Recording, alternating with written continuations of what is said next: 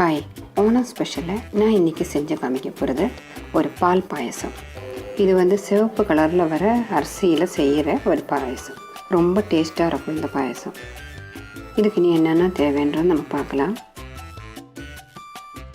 Red rice 1 cup, பால் தேவையான அளவுக்கு, sugar 2 cup, ஜவ்வரிசி 1/2 கப்பு, ஏலக்காய் 2, நெய் 2 டீஸ்பூன், ப்ளம்ஸ் தேவையான அளவுக்கு, கேஷ்யூ தேவையான அளவுக்கு, தண்ணி தேவையான அளவுக்கு. இனி இது எப்படி செய்கிறது நம்ம பார்க்கலாம். நான் இந்த டம்ளரில் தான் 1 டம்ளர் அரிசி எடுத்துருக்கிறேன். அதே டம்ளரில் பாதி டம்ளர் அளவுக்கு ஜவ்வரிசியும் எடுத்துருக்கிறேன்.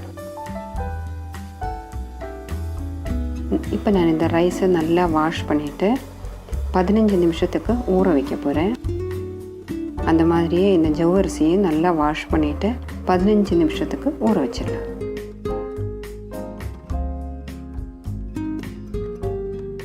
நான் இன்றைக்கி குக்கரில் தான் பாயசம் செய்ய போகிறேன்.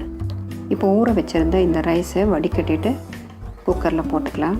இந்த பாயசம் நான் குக்கரில் ஏன் செய்கிறேன்னா, நம்ம சாதாரண பாத்திரத்தில் வந்துட்டு இந்த அரிசி போட்டு ஸ்டவ்வில் வச்சு வேக வைக்கும்போது அது ரொம்ப டைம் எடுக்கும் வேகிறதுக்கு. எந்த கப்பில் அரிசி எடுக்கிறோமோ அதே கப்பில் தான் பாலும் தண்ணியும் எடுக்கணும். நான் இப்போ இதில் 3 டம்ளர் பால் ஊற்றுறேன்.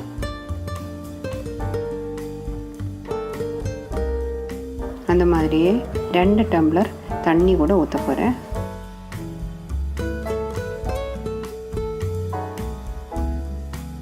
இனி நம்ம இது கொதிக்க வச்சிடலாம். பாருங்க, நல்லா கொதிச்சுட்டு இருக்குது. இப்போ நான் ஜவ்வரிசி ஊற வச்சது சேர்த்து கொடுக்குறேன். இது நல்லா கொதிக்க வைக்கணும். கொதிச்சதுக்கு அப்புறமா தான் நம்ம சர்க்கரை எல்லாம் ஆட் பண்ணுறது. பாருங்கள், நல்லா கொதிச்சுட்டு இருக்குது.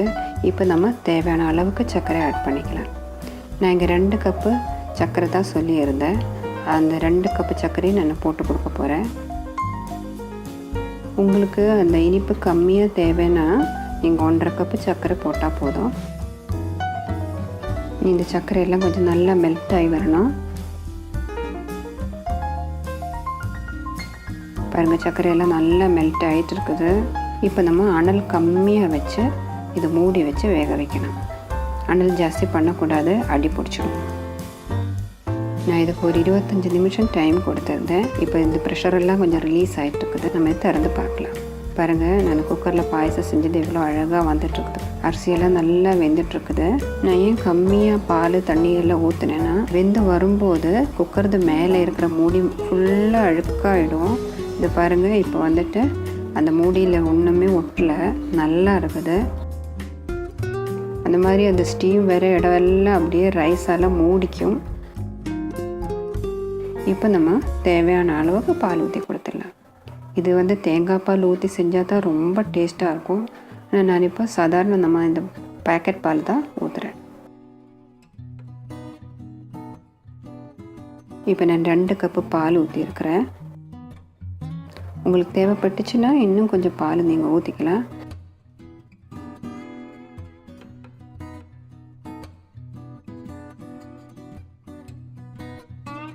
இப்போ இதெல்லாம் கொஞ்சம் கொதிச்சு வரணும்.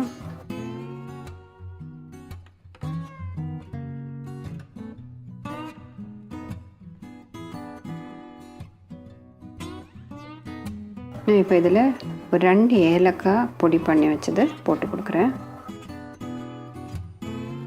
ஓணம் டைமில் வந்து சமையல் பண்ணும்போது நிறைய டிஷ்ஷஸ் செய்ய வேண்டி இருக்கும். அந்த டைமில் ரொம்ப ஈஸியாக செய்யக்கூடிய பாயசம் தான் செய்கிறது. அது நான் வேறு வீடியோ போட்டு காமிக்கிறேன் உங்களுக்கு எப்படி செய்கிறேன்னு. இப்போ பாருங்கள், இது ரெடியாக இருக்குது. நம்ம இதை இறக்கி வச்சிடலாம்.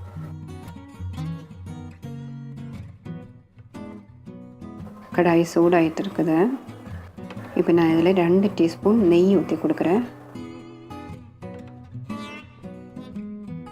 நெய் சூடாகிட்டு இருக்குது. இப்போ நம்ம கேஷ்யூ போட்டு கொடுத்துடலாம்.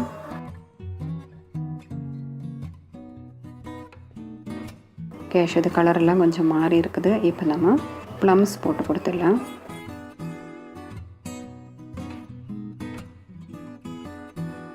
நம்ம இதை பாயசத்தில் ஊற்றி மிக்ஸ் பண்ணிடலாம்.